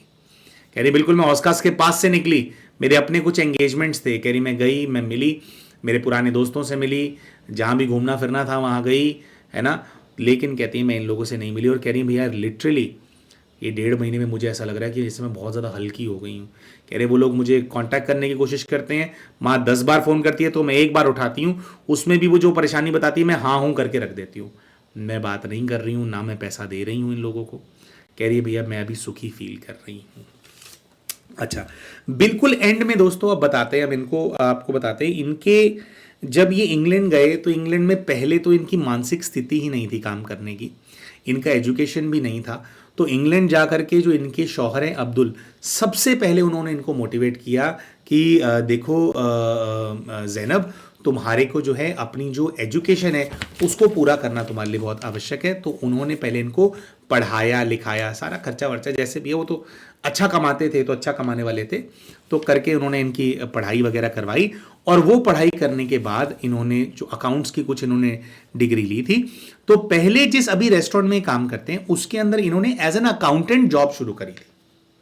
अब जब इन्होंने एज एन अकाउंटेंट जॉब शुरू करी तो इनको ये बात पता लगी कि इनके जो रेस्टोरेंट के ओनर हैं, जिनका नाम है हाँ, रेस्टोरेंट के ओनर है, उनका नाम है इस्माइल। तो उन्होंने बताया जो इस्माइल है वो बांग्लादेशी नेशनल है, उसने यहाँ पे रेस्टोरेंट तो खरीद रखा था, लेकिन कुछ ऐसा हुआ कि थोड़े समय के बाद उनको वहां से डिपोर्ट कर दिया गया और उसका जो रेस्टोरेंट है वो रेस्टोरेंट तो एज इट इज था। अब रेस्टोरेंट को उसके एम्प्लॉयज चलाते थे, सब लोग मिलकर के, मैं अकाउंट्स देखती थी और एम्प्लॉयज वगैरह चलाते थे। कह रही जब मैंने देखा कि भाई ये है, तो कुछ ऐसा था कि मुझे दिखाई दिया कि भाई जो इस्माइल है, सारे जो एम्प्लॉयज हैं वो मिलकर के धोखा करते हैं, ज्यादा सामान दिखा रहे हैं, कुछ कुछ कर रहे हैं। कह रही कुछ ना कुछ चीटिंग करते थे इस्माइल के साथ। तो कह रही इस्माइल के साथ जब चीटिंग होती थी ना, तो मुझे बड़ा दुख होता था। तो कह रही कि ये बात जो है मैंने इस्माइल के कान में डाली, मैंने उसको बोला कि सर ऐसे ऐसे है। तो ये कह रही कि इस्माइल ने कहा कि जैनब जी आप जो हैं, आप ऐसा क्यों नहीं करते कि आप मेरे पार्टनर बन जाओ। तो उसने ये इनको अपॉर्चुनिटी दी कि भाई मेरे को कोई पैसे नहीं चाहिए आपसे, लेकिन आप पे मेरे को विश्वास है, आप पार्टनर बन जाओ, और ये जो लोग भी धोखा देने वाले जो लोग हैं, जो बीच में कुंडियां लगा रहे हैं, आप इन सबको बाहर निकालो। ये कहती हैं कि पता नहीं मुझे क्या हुआ, मैंने एक्सेप्ट कर लिया कि ठीक है मैं सैलरी पे नहीं हूं, मैं तो 30% की पार्टनर हूं। अब ये कहती हैं कि क्योंकि उसके साथ वो गलत होता था, तो कह रही मुझे अंदर से ना बहुत टीस थी इस चीज की कि तुम क्यों गलत कर रहे हो इस्माइल के साथ। तो ये कह रही है एक एक करके मैंने उन सभी लोगों को जो बिजनेस है उससे निकाल दिया जो जो इस्माइल के साथ चीटिंग कर रहे थे। लेकिन दोस्तों, जो लोग बिजनेस के अंदर चीटिंग कर रहे थे, थोड़ी थोड़ी कुंडियां लगा रहे थे, बिजनेस चलाना भी तो उन्हीं को ही आता था। इन्होंने कुक को निकाल दिया, इन्होंने डिलीवरी वालों को निकाल दिया, बहुत लोगों को निकाल दिया, कई कुक्स निकाले इनफैक्ट इन्होंने, जो कि कुंडियां लगा रहे थे और आपस में शेयर कर रहे थे। अब उससे क्या हुआ, जो खाने का टेस्ट है वो गिर गया, है ना। अब कारीगर मिलना भी तो मुश्किल होता है ना, हिंदुस्तान में कारीगर नहीं मिलते तो इंग्लैंड में कहां आप इंडिया बांग्लादेशी या इंडियन कारीगर आप ढूंढोगे। तो कह रही हैं कि उसकी वजह से बहुत स्ट्रेस आ गया, हम जो बिजनेस करते थे, जो हमारा टेस्ट था उसमें गिरावट आ गई, बिजनेस थोड़ा वो लड़खड़ाने सा लगा। अब ये कहती है मैं तब से स्ट्रेस में हूं, पिछले 5 साल हो गए कह रही बिजनेस को खड़े करते करते। कह रही है अभी जाकर के जो है कई मैंने सही जो है स्टाफ उसको अपॉइंट किया है, लेकिन कह रही कि मेरे पे बहुत ज्यादा प्रेशर आ गया है। और कह रही कि मैं ऐसा सोचती हूं कि मैंने ऐसा क्यों किया, कि भी वो कर रहे थे ठीक है, अपना कर रहे थे ना, इस्माइल भी तो यहां नहीं था, तो कमाना है तो कमाएंगे ना यार, थोड़ा बहुत तो कमाएंगे ना, उसको फिर भी प्रॉफिट्स जा रहे थे ना। कह रही मैंने क्यों ये मुसीबत मोल ली। और आज भी ये कहती हैं कि आज भी फिर भी मेरे मन में चिंता रहती है कि जो इस्माइल है कैसे ना कैसे करके उसके डॉक्यूमेंटेशन का काम हो जाए, कुछ ऐसा हो जाए कि वो वापस इंग्लैंड आ जाए, है ना, और उसको नुकसान ना हो। कह रही अपना घर चलाने से ज्यादा जो स्ट्रेस है मुझे इस्माइल के रेस्टोरेंट का रहता है, और मुझे रहता है कि इस्माइल के साथ गलत ना हो। तो कह रही इस्माइल से मेरा ऐसा क्या रिश्ता है, क्यों मुझे इसकी चिंता रहती है, ये भी जो इनका पास्ट लाइफ रिग्रेशन है उसके माध्यम से ये बहन जानना चाहते थे। प्यारे दोस्तों, इन बहन ने अपने पूर्व के जीवन के अंदर क्या देखा, इसके बारे में अभी आप सभी को हम बताएंगे, लेकिन उससे पहले हम शाउट आउट देना चाहते हैं हमारे चैनल के उन सभी व्यूअर्स को जिन्होंने अभी रिसेंटली हमारे चैनल को एज अ मेंबर ज्वाइन किया है। दोस्तों, यूट्यूब के ऊपर इनका यूजर आईडी है आरती मंत्री, सनातन विचार सनातन, रेखा श्रीवास्तवा, प्रवंशी साहू, राजेंद्र सिंह, कल्पना मालकोटी, आकांक्षा द्विवेदी, ममता कालरा, जर्नी गोज ऑन और अभिषेक तिकारे जी। दोस्तों, हमारे चैनल के जो सारे व्यूअर्स हैं इन्होंने अभी रिसेंटली हमारे चैनल की मेंबरशिप को ऑप्ट किया है। दोस्तों, अगर आप भी इन सभी की तरह हमारे चैनल के मेंबर बनना चाहते हैं, और जो स्पेशल सेशंस हमारे चैनल के मेंबर्स के लिए हम हर मंथ कंडक्ट करते हैं, जैसे कि members exclusive live questions and answers, एक सेशन हर महीने जरूर कंडक्ट किया जाता है, जिसका एक्सेस, जिसमें ज्वाइन करने का एक्सेस सिर्फ चैनल के मेंबर्स के पास होता है। इसी प्रकार से दोस्तों, हर महीने जैसा कि हमने आपको बताया कि एक हिप्नोथेरेपी का सेशन सारे चैनल के मेंबर्स के लिए हम कंडक्ट करने वाले हैं, जिसके अंदर अभी मार्च के महीने के अंदर, एंड ऑफ द मार्च के अंदर एक ग्रुप पास्ट लाइफ रिग्रेशन का सेशन होने वाला है, जिसके अंदर दोस्तों अगर मान लीजिए आप कोई ऐसे व्यक्ति हैं, आपका पीएलआर आपने ट्राई किया था लेकिन हुआ नहीं, ठीक से नहीं हुआ, या आप देखना चाहते हैं कि भाई पीएलआर कराया जाता है तो उसमें क्या अनुभव होता है और थोड़ा बहुत जानकारी क्या निकलेगी मेरे पास्ट लाइफ की, तो आप इस ग्रुप पास्ट लाइफ रिग्रेशन का लाभ भी उठा सकते हैं। अब दोस्तों, group past life regression 1-on-1 जितना इफेक्टिव तो नहीं होता, उसके सामने तो कुछ भी नहीं है, क्योंकि 1-on-1 में तो एक एक चीज खोद करके निकाली जाती है, और ग्रुप में क्या होता है कि कई सारे लोग हैं वो इकट्ठा कर रहे हैं है ना सेशन को, तो वो एक एक क्वेश्चन नहीं पूछा जा सकता, लेकिन हाँ कमेंट्री करा करके आपको ध्यान में ले जा करके आपको आपके पास्ट लाइफ में भेज जरूर दिया जाता है, ताकि आप काफी कुछ, फिर भी इसमें भी काफी लोग एक्सप्लोर कर लेते हैं। तो ये ग्रुप पीएलआर और इसी प्रकार के दूसरे हिप्नोथेरेपी के सेशंस भी, एक सेशन हर महीने हमारे चैनल के मेंबर्स के लिए हम कंडक्ट करने वाले हैं दोस्तों। तो अगर दोस्तों आप भी इन ये जो स्पेशल सेशंस हैं, अगर आप इनका फायदा उठाना चाहते हैं, तो आप ये जो हमारी वीडियो है इसके नीचे एक ज्वाइन बटन नजर आ रहा होगा, उस ज्वाइन बटन पे क्लिक करके आप भी हमारे चैनल की मेंबरशिप के लिए ऑप्ट कर सकते हैं। तो आइए दोस्तों अब बात करते हैं कि जब ये बहन अपने पूर्व के जीवन के अंदर गई तो किस प्रकार के दृश्य इनके सामने आए, कौन से कैरेक्टर्स इनको दिखाई दिए, और इनके पास्ट लाइफ के अंदर जो सारे कैरेक्टर्स इनको नजर आए उनका इनकी इस लाइफ से क्या कनेक्शन सामने आया, क्या परिस्थितियां थी पास्ट लाइफ के अंदर जिसकी वजह से आज ये सारी प्रॉब्लम्स, ये सारा टर्मोइल इनको अपनी लाइफ के अंदर जो है फेस करना पड़ा, झेलना पड़ा। तो दोस्तों जो पहला दृश्य इनको नजर आता है उसके अंदर ये ऐसा देखते हैं कि जैसे ये किसी मिट्टी के बने हुए घर के आंगन में खड़े हुए हैं।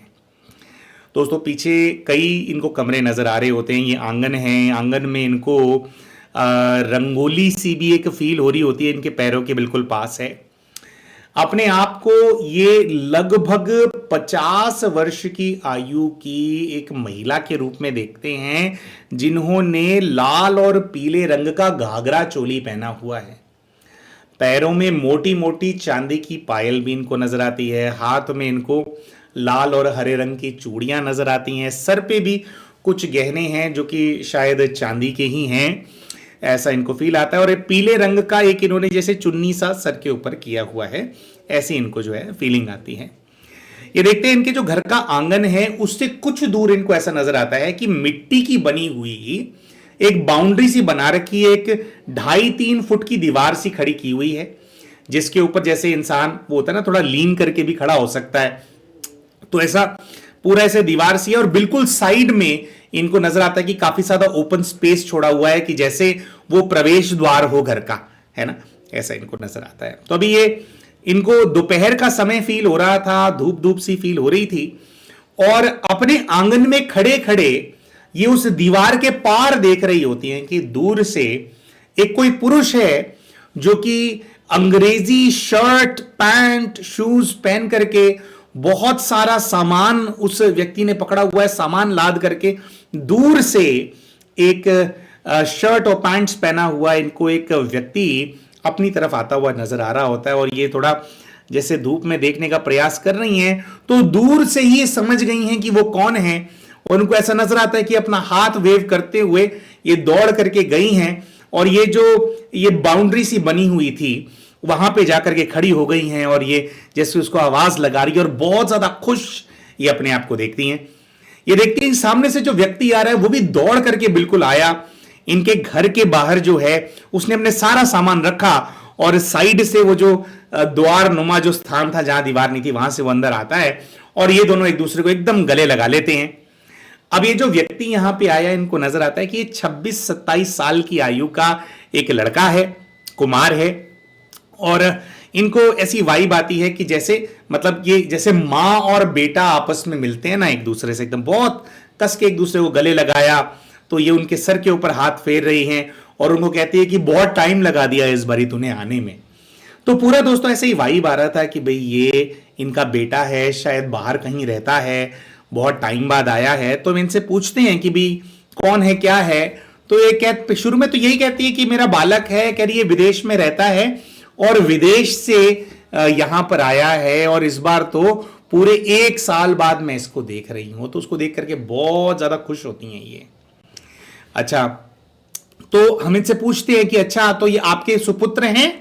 तो जैसे हम ये बात बोलते हैं दोस्तों, तो इनको एक उदासी सी फील होती है, और ये कहती हैं कि मैं इसकी सगी मां नहीं हूं।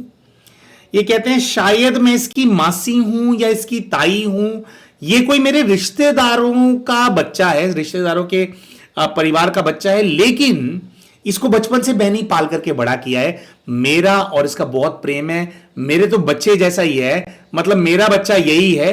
बट यहां पे चीज एक एस्टैब्लिश हो रही होती है कि ये जो हैं उनकी रियल मदर नहीं है। और थोड़ी देर प्रोब करने के बाद ये समझ में आता है कि जो इन्होंने ताई या मासी वाला जो रिलेशन बताया उसके अंदर भी ये रियल रिश्तेदार नहीं है उनकी। ये जो बच्चा है उनके पड़ोस में लोग रहते हैं, उनके पड़ोसी हैं, ये पड़ोसियों का लड़का है। लेकिन ये जो भी यहां पे दृश्य नजर आ रहा था, पूरा सामान वगैरह, ये इस दृश्य में ऐसे देखने को समझ में आया कि लड़का विदेश से 1 साल बाद अपने गांव वापस आया तो पहले वो अपने माता पिता से मिलने के लिए नहीं गया है, अपने घर नहीं गया है, इनके घर आया है। पहले इनसे मिला है, इनके साथ फिर बैठ गया, इनका हालचाल ले रहा है। इनको यही सब दृश्य नजर आ रहे थे कि अभी वो खाट सी बिछा ली है, बच्चा बैठ गया है, मैं उसको पूछ रही हूं कि बच्चे कुछ खाएगा, तो वो मना कर रहा है, फिर भी जबरदस्ती कुछ ला करके जैसे उसके मुंह में ठूस रही हैं कि नहीं नहीं इतने टाइम बाद आया है। तो बहुत वो जो प्रेम है उससे वो भोजन जो है उसको एक्सेप्ट कर रहा है वो बच्चा। लेकिन ये बच्चा इनका नहीं है, बाजू के घर में एक महिला रहती है, ये उसका बच्चा है। और काफी देर तक जैसे इनके घर के अंदर चहल पहल सी होती रही, ये लोग बात करते रहे, तो इनको फिर ऐसा नजर आता है कि घर के बाहर एक दूसरी औरत आकर के खड़ी हो गई है, जो कि लगभग इनके जैसी ही दिख रही है, इनकी ही आयु है, same financial status, same type of कपड़े दिख रही है। वो बाहर खड़े होकर के अब बुला नहीं रही है इन दोनों को, बस खड़े होकर के ऐसा देख रही है। और से देख रही है तो देखते देखते काफी देर से वो देख रही थी, इनकी नजर नहीं पड़ी। लेकिन फिर ये देखते हैं कि अचानक से इनको ऐसा नजर आता है कि बाहर वो खड़े होकर के देख रही है। तो ये जो औरत है इसने हरे रंग की साड़ी सी पहनी हुई है, हाथ में लाल चूड़ियां हैं, बट ओवरऑल जो ड्रेसिंग सेंस है मतलब उसी गांव की है, पड़ोसी ऐसा नजर आता है। तो ये जो लड़का इनके पास बैठा है ये उसका बेटा है। और उस औरत को बहुत गुस्सा है इस बात का कि जब कभी भी मेरा बेटा दूर से आता है तो पहले इसके पास आता है और मेरे पास नहीं आता। तो ये ऐसा देखते हैं कि बेटा थोड़ा घबरा सा गया है, तो कहता है कि ठीक है मैं मिलने आऊंगा आपसे। इनको भी मां ही बोल रहा है। और फिर वो देखते हैं कि वो उनके पास गया है और कुछ कुछ वो औरत उसके कान में बातें बोल रही है और उसको कह रही है कि सामान लेकर के चलो। तो सामान उठा करके फिर वो अपने घर गया। और फिर क्या हुआ कैसे हुआ ये जो है आगे इनको नहीं पता कि क्या हुआ। अब दोस्तों ये जो कैरेक्टर्स इनको यहां पर नजर आए थे, इसके अंदर ये जो लड़का इनको नजर आता है दोस्तों, इसको ये इस जीवन के इस्माइल के रूप में देखती हैं। इस्माइल दोस्तों, इस्माइल वो व्यक्ति हैं जिनके साथ इनकी पार्टनरशिप है, जिनके साथ ये रेस्टोरेंट चलाती हैं, 30% पार्टनर हैं जिसके साथ ये। तो इनको ऐसा नजर आता है कि आज जिस व्यक्ति के लिए इनको स्ट्रेस लेने का मन करता है, जिसके साथ उनके एम्प्लॉइज धोखा कर रहे थे तो इनको अच्छा नहीं लग रहा था, जो इनका पार्टनर है इस लाइफ में और पहले जो इनका बॉस था जिसके यहां पे इन्होंने एज एन अकाउंटेंट ज्वाइन किया, इनको इन्होंने उस लड़के के रूप में देखा पूर्व के जीवन में।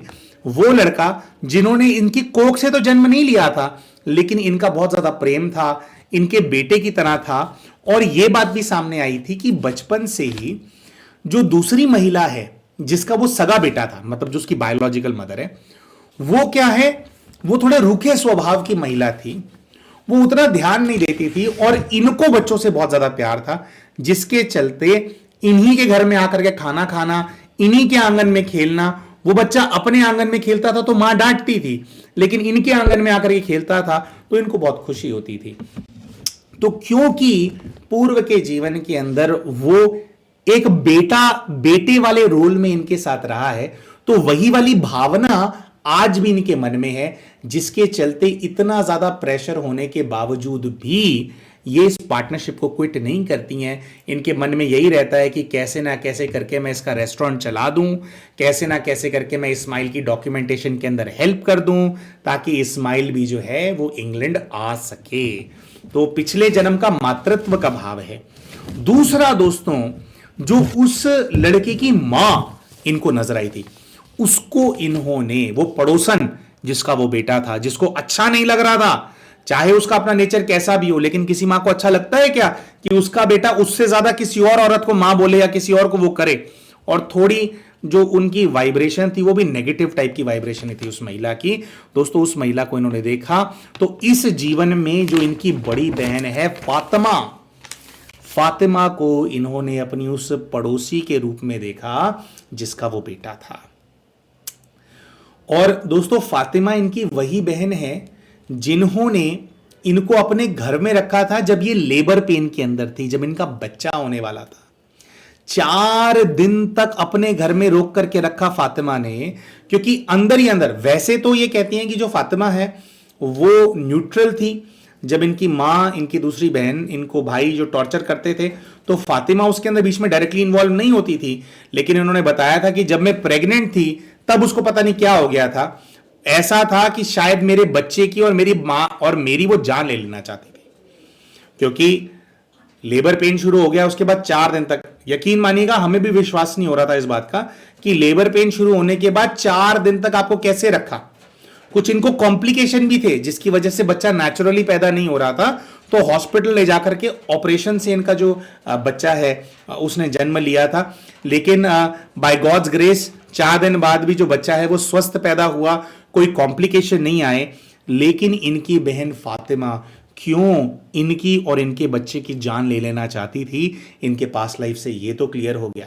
क्योंकि पिछले जीवन में जो उनका बच्चा था, एक प्रकार से वो बच्चा, उस आत्मा को तो यही लगता होगा ना कि इसने मेरा बच्चा मुझसे छीन लिया है। तो इसीलिए इनका बच्चा जो फातिमा है वो इनसे छीन लेना चाहती थी, इनके प्राण ले लेना चाहती थी। जब ये बहन प्रेग्नेंट हुई, जब ये बहन बच्चे को जन्म देना चाहती थी, तो फातिमा बहन से क्या हिसाब किताब है वो सामने आया। और जो इस्माइल है उसको लेकर के इतनी ज्यादा इनके मन में मातृत्व की भावना, उसको उसके लिए प्रोटेक्टिव क्यों है, ये भी इनके पास्ट लाइफ से इनके सामने आ गया। अच्छा दोस्तों, अभी ये वाला दृश्य जो है वो समाप्त हुआ ही था कि ये 26-27 साल का लड़का इनके पास आकर के बैठा, इनको कह रहा था कि माँ आपके घर से जाने का मेरा दिल नहीं करता, अपने घर जाने का मन नहीं करता। उसकी माँ आई, उसको लेकर के चली गई। अभी ये दृश्य था ही, वो गया है, तो इनको ऐसा नजर आता है कि मोहल्ले में से 3 बच्चे रोते रोते इनके घर के अंदर आ गए हैं। जिसके अंदर एक लड़का नजर आता है जो लगभग 10 साल की आयु का है, एक लड़की है 6 वर्ष की, एक कन्या है 4 वर्ष की। तो 3 बच्चे रोते रोते इनके पास आए हैं और वो इनको कह रहे हैं कि माँ हमें भूख बहुत ज़्यादा लग रही है। और कुछ उन बच्चों के चेहरों पे ये देखती हैं तो चोटों के निशान, जैसे कि जोर से बच्चे को आप थप्पड़ मार दो तो कैसे बच्चे के मुंह पे उंगलियों के निशान जो हैं वो छप जाते हैं। तो 3 और इनको बच्चे नजर आते हैं जो कि इन्हीं के मोहल्ले के हैं, जो कि अपनी माँ से मार खा करके आ रहे हैं क्योंकि वो अपनी माँ से खाना मांग रहे थे और उनकी माँ ने खाना नहीं बनाया था, वो बहुत ज़्यादा परेशान थी। तो खाना खिलाने की बजाय, मतलब खाना खाने की बजाय बच्चे जो हैं अपनी माँ से मार खा करके आ रहे होते हैं। तो इनको ऐसा नज़र आता है कि जो तीनों बच्चे हैं, ये उनको कहती है कि कोई बात नहीं बच्चे, खाना देती हूँ, मैं खाना देती हूँ। ये पलट कर देखती हैं तो इनको ऐसा नज़र आता है कि एक इन्हीं के घर में काम वाली बाई है जो कि लगभग इन्हीं की उनकी आयु है, इनके जितनी ही आयु है, 45-50 साल की वो महिला नजर आती है जो कि बर्तन मांज रही हैं। ये उनको कुछ कहती हैं कि वो जल्दी पहले मुझे मांज करके दे दो, ये बच्चे भी भूखे हैं, इनको भी खाना देना है। तो इनको कुछ ऐसा नज़र आता है कि फिर ये कुछ फटाफट जैसे अपना जो देसी चूल्हा है उसको रेडी करती हैं ये, और उसके अंदर कुछ खाना पका करके जो बच्चे हैं उनको खाना परोस रही हैं। अब जब ये खाना परोस रही होती है तो इनको ऐसा नजर आता है कि 3 बच्चे तो जो वहां से आए थे उनको खाना परोस रही हैं, और उन्हीं के साथ 2 छोटे छोटे और बच्चे इनको नजर आते हैं, एक 5 साल का और एक 7 साल का, 2 लड़के नजर आते हैं, उनको भी ये खाना परोस रही होती है। तो यहां पर हम इनसे पूछते हैं कि भैया क्या पूरा ये बच्चे ही आते रहते हैं आपके पास, इनमें से आपके कौन से बच्चे हैं? तो ये दोनों आपके बच्चे हैं क्या? तो यहां पर ये बहन बताती हैं कि भाई मेरी तो संतान है ही नहीं, मुझे बच्चे हो नहीं सकते, लेकिन मुझे बच्चों से प्यार बहुत ज्यादा है। तो मोहल्ले में या आसपास में किसी भी बच्चे को ना रोता हुआ नहीं देख सकती हूँ। तो मुझे ये होता है, या मेरे यहाँ के जो गली मोहल्ले के जो बच्चे हैं, यहाँ के जो बच्चे हैं, उनको ये है कि अगर कहीं कुछ ना मिले, अगर कोई भी दुख हो तो माँ के पास चले जाओ। ये कहती है मैं तो यहाँ पे सबकी ही माँ हूँ। तो हम इनसे पूछते हैं कि फिर ये 3 बच्चे कौन है और 2 बच्चे कौन है? पहले तो दोस्तों ये वो जो 2 बच्चे हैं उनके बारे में बताती हैं। ये बताती हैं कि जो महिला इनके पास काम करती हैं, इनके जो पति हैं वो शराबी हैं, जिसकी वजह से इनको घरों में काम करना पड़ता है।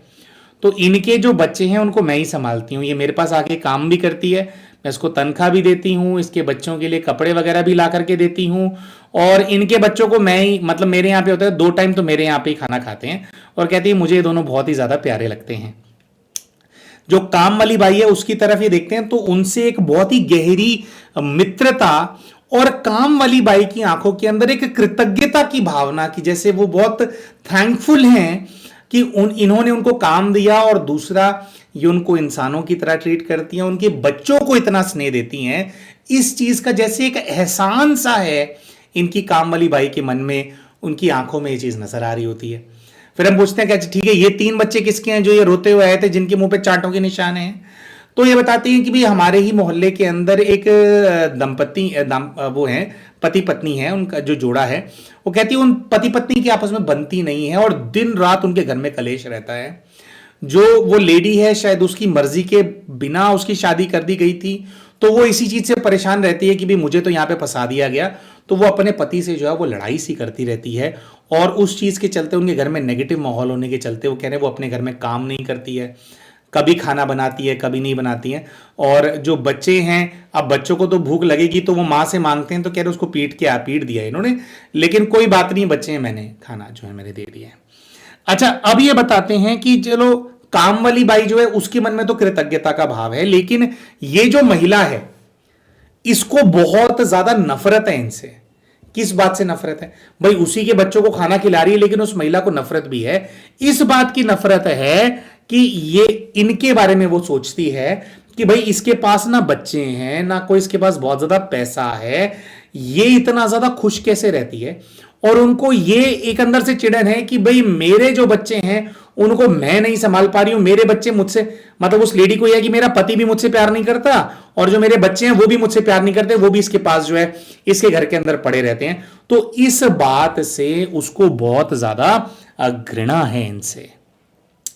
तो दोस्तों ओवरऑल यहां पे इनकी पास्ट लाइफ के अंदर ऐसा नजर आ रहा था कि क्योंकि इनके अपने बच्चे नहीं हैं और पूरे मोहल्ले के जो बच्चे हैं उनको ये एक प्रकार से संभालती हैं, तो ज्यादातर जो महिलाएं हैं उनके मन में ये भावना है कि इसने हमारे बच्चे छीन लिए हैं, चाहे वो खुद उनको अच्छा ट्रीट करते हो या ना करते हो। अब दोस्तों ये जो महिला है इसकी स्मृति इनको आई, जो पति पत्नी होते हैं झगड़ने वाले, उनकी स्मृति जब इनको आती है तो इनको ऐसा फीलिंग आती है कि जो औरत है जो बच्चों को चाटा मारा था, जिसने 3 बच्चे जो आए थे, उसको इन्होंने अपनी छोटी बहन मरियम के रूप में महसूस किया। और जो उसका पति है ना, पूर्व जीवन के अंदर जिससे उसका बहुत ज्यादा झगड़ा होता है, उसको इन्होंने नाजिर के रूप में जो है अनुभव किया, जो कि इनका छोटा भाई है। उन दोनों को बहुत ज्यादा तकलीफ है, आपस में भी झगड़ेंगे, अपने बच्चों को खाना नहीं खिलाएंगे, अगर कोई और खाना खिलाता है तो उससे भी तकलीफ है। दोस्तों ये ऐसा भी कुछ होता है कि जो बच्चे उनके घर में होंगे ना, उनसे भी उन दोनों आत्माओं का कुछ कार्मिक अकाउंट होगा, तभी उनको वो इतनी प्रताड़ना दे रहे थे, और बच्चों को जो रिलीफ दे रहा है उससे भी उनको नफरत इसीलिए आ रही है क्योंकि उनका आपस में कोई नेगेटिव कार्मिक अकाउंट रहा होगा जरूर, और पीछे की लाइफ का। बहरहाल तो इनसे तो वो नफरत करते हैं। फिर जो तीनों बच्चे इनको वहां पर नजर आए है ना, एक लड़का और 2 लड़कियां, उनको इन्होंने अपनी इस जीवन की जो इनकी पुत्रियां हैं, जिनको लेकर के ये इंग्लैंड में रहते हैं, वो पुत्रियां जिनमें से एक को मारने का प्रयास किया गया जब ये गर्भवती थे, वो पुत्रियां जिनके साथ भी मिसबिहेव हो रहा था इनकी मां के घर में जब तक इनका अब्दुल से विवाह नहीं हुआ था, उन सबको इन्होंने देखा कि भाई वो पिछले जन्म में वो 3 बच्चे हैं जो कि इनके घर में खाना खाने के लिए आ जाया करते थे। फॉर्चुनेटली इस जीवन के अंदर इनकी अपनी संतान बन करके आए हैं और अपनी संतान को ये अच्छे से जो है पालना दे पा रहे हैं। फिर दोस्तों जो इनको महिला वहां पर नजर आई थी, जो कि इनकी काम वाली है, जो बर्तन मांज रही है, जिसके 2 बच्चों को भी ये प्यार देती हैं, दुलार देती हैं, लेकिन काम वाली के केस के अंदर क्या है कि उसके मन में अच्छी भावना है कि भाई जो मेम साहब हैं, जो मालकिन है, मेरे बच्चों को बहुत अच्छा ट्रीट करती हैं, उसको अंदर कृतज्ञता का भाव है। उसको इन्होंने वो एमसीडी में काम करने वाली जो आंटी थी, सुभद्रा आंटी, जिनके साथ इनके पिताजी का अफेयर था, है ना, और जिनके पास 5 दिन इनकी माँ और पिता बचपन में इनको छोड़ जाते थे और फिर 2 दिन के लिए ये वापस रहने के लिए आती थी, वो जो सुभद्रा आंटी हैं, उनको इन्होंने पिछले जीवन की काम वाली आंटी के रूप में देखा, जो कि इनको जो है पसंद करती थी, है ना, जिनके मन में कृतज्ञता का भाव था। अच्छा, इसी प्रकार से दोस्तों एक और कैरेक्टर है जो कि इनके गांव में इनको नजर आता है। एक मोटा सा आदमी है सेठ जैसा, जिसने सिल्क के कपड़े पहने हुए हैं, सिल्क की टोपी उसने पहनी हुई है। लगभग 65 से 70 वर्ष की उसकी आयु है। ये बहुत बड़ा जमींदार है यहाँ का, लेकिन इसको गांव के अंदर कोई भी पसंद नहीं करता। क्यों पसंद नहीं करता? ये जो जमींदार है इसकी गांव की औरतों पे नजर खराब है। ये क्या करता है? ये कहते हैं कि ना सबको पैसे देता है और इंटरेस्ट लेता है, और एक प्रकार से जैसे जो भी पूरी गांव की कम्युनिटी है इसमें जो कोई भी इसके चंगुल के अंदर फंस जाता है, उनके घर की जो महिलाएं हैं उनके साथ जो है ये दुष्कर्म करता है। थोड़ा उनको उनको अपने उसके अंदर फंसा लेता है कि अगर तुम्हें इसमें से निकलना है तो मतलब इस प्रकार से इन्वॉल्व होना पड़ेगा। अब ये बहन बताती हैं कि मुझे ऐसा नजर आ रहा है कि जो इनके घर के अंदर काम वाली काम करती है, पहले ये काम वाली भी इस सूदखोर के, ये जमींदार के चंगुल के अंदर फंसी हुई थी। लेकिन कुछ ऐसा हुआ कि जब इन्होंने उस महिला की सहायता करी तो इनकी सहायता के चलते, क्योंकि वो जो महिला है उसको अपने घर में तंगी थी, इनका पति भी जो है शायद शराब वगैरह पीता है और बहुत परेशान थी ये लेडी जो इनके घर में काम वाली हैं, तो इन्होंने ये जो काम वाली है उसका कर्जा उस आदमी को चुका दिया और ये कहलवा दिया कि इसके बाद अगर इसका पति तुमसे शराब पीने के लिए या किसी भी चीज के लिए कर्जा लेता है तो उसके लिए ये जो लेडी है ये जिम्मेवार नहीं है। ऐसा कर दिया इन्होंने। तो इस चीज के चलते ये जो आदमी है ये बहुत ज्यादा चिढ़ गया है। एक और चीज होती है दोस्तों कि जब इनको नजर आता है कि भाई ये वो जो आदमी है उससे बहस कर रही हैं। कई बार ऐसा हुआ ये काम वाली को बचाने के लिए ये जाकर के ये जो महाजन आप बोल लीजिए या जो भी जमींदार जो भी है जो पैसे देता था सूद पे, उससे बात की है। तो जो उसकी वाइफ है, अब जो ये सिल्क के कपड़े पहन के मोटा आदमी घूमता है, उसकी वाइफ जो है उसने कई बार इनको उस आदमी से बात करते हुए देख लिया है, जिसकी वजह से उस औरत को यह लगता है कि इनका उनके पति के साथ अफेयर है, यानी कि जो ये पैसे देने वाला आदमी है इसके साथ इनका अफेयर है, ऐसा उसकी पत्नी को लगने लग गया है, जिसकी वजह से उसकी पत्नी भी इनसे बहुत ज्यादा नफरत करती है। हालांकि ये बताती हैं कि ये जो जमींदार की बीवी है पूरे गांव में ये किसी औरत को पसंद नहीं करती है, क्योंकि उसके पति का हर दूसरी औरत के साथ तो अफेयर है। और ये जो महिलाएं हैं, जो पहले महिलाएं नजर आई थी, जिनमें से एक का बच्चा जो है फॉरेन से पढ़ करके आया था, विशेषकर जो दूसरी वाली महिला है जिसके 3 बच्चे हैं, उनके साथ भी इनका जो पति है, ये जो जमींदार है, उसका वो दुष्कर्म करता है, क्योंकि वो भी फंसी हुई है उसके चंगल में, उससे पैसे लेती रहती हैं। तो जो इसकी पत्नी है जमींदार की, वो किसी को भी पसंद नहीं करती है। दूसरी औरत के साथ तो अफेयर है ही, लेकिन उसको ऐसा लगता है कि मैं कुछ ज्यादा ही खास हूं और मेरे बोलने के अनुसार उसका पति चल रहा है, जबकि उस औरत को यह नहीं पता कि मैं तो खुद जो काम वाली बाई है उसको उसके चंगुल से छुड़ाने के लिए आई थी और मैं तो चंगुल से छुड़ा करके ले गई हूं। तो उसकी वजह से उसकी पत्नी की भी मेरे ऊपर जो है बहुत ज्यादा खार है और वो मुझसे किसी प्रकार का जो बदला है वो लेना चाहती है। अच्छा, तो दोस्तों यहां पर आप समझ ही गए होंगे, ये जो सूदखोर व्यक्ति नजर आया था, जो जमींदार नजर आया था, जो सारे गांव के लोगों का खून पीता था, उसको इन्होंने देखा कि इस जीवन में जो इनके पिताजी हैं हसन को इन्होंने देखा कि वो पूर्व के जीवन के अंदर वो सूदखोर जमींदार था। फिर जो उसकी पत्नी थी उसको इन्होंने देखा तो इनको ऐसा नजर आया कि वो ही उनकी पत्नी थी जो कि इनसे नफरत करती थी। दोस्तों ये जो इनकी इस लाइफ के सारे दुख देने वाले जो कैरेक्टर्स हैं या जो कोई भी आत्माएं हैं उनके बारे में तो इनको पता लग गया था, लेकिन अभी भी ये बात समझ में नहीं आ रही थी कि ऐसा क्या हो गया कि जो इनकी मां है वो बचपन मेरे को इतने थप्पड़ मारती थी, इतना मारती थी कि जब तक इनका यूरिन ना निकल जाए, जब तक ये गंदे वो ना पास कर लें, है ना, पूरे इनके कपड़े गंदे ना हो जाए, तब तक मारती थी। ऐसी क्या नफरत, ऐसा क्या गुस्सा इनके इस जीवन की मां के मन में था। पिछले जीवन में तो शक था और एक्चुअली में तो इनका अफेयर था नहीं, तो ऐसा क्या था जिसकी वजह से इतना ज्यादा अत्याचार इनकी मां ने इनके ऊपर किया। तो प्यारे दोस्तों, इनके स्पिरिट गाइड ने फिर फर्दर इनको क्या एक्सप्लेन किया, इनको क्या गाइडेंस दी आगे के लिए, इसके बारे में आप सभी को हम बताएंगे। लेकिन उससे पहले एक छोटा सा अपडेट, अप्रैल के महीने में शुरू हो रहे पास्ट लाइफ रिग्रेशन का जो कोर्स है उसके बारे में आप सभी के साथ हम साझा करना चाहते हैं। दोस्तों, अगर आप भी पास्ट लाइफ रिग्रेशन सीखना चाहते हैं, इसको अपना करियर बनाना चाहते हैं, या फिर वैसे ही आप सीखना चाहते हैं ताकि आप भी दूसरे लोगों की सहायता कर सकें, आज उनके जीवन के अंदर जो समस्या है उसका उनके पास्ट लाइफ से क्या कनेक्शन है, इसको एक्सप्लोर करने में अगर आप भी दूसरों की मदद करना चाहते हैं तो आप इस कोर्स के अंदर अभी भी अगर आप चाहें तो एनरोलमेंट कर सकते हैं। दोस्तों, मॉर्निंग के अंदर क्लासेस 7 AM होंगी और इवनिंग के अंदर क्लासेस 8 PM होने वाली हैं। दोनों ही ग्रुप्स के अंदर अभी फिलहाल कुछ सीट्स अवेलेबल हैं। तो अगर आपने अभी तक अपना एनरोलमेंट नहीं कराया है, आप सोच रहे थे, अपना माइंड मेकअप कर रहे थे, तो अभी भी एनरोलमेंट करना पॉसिबल है।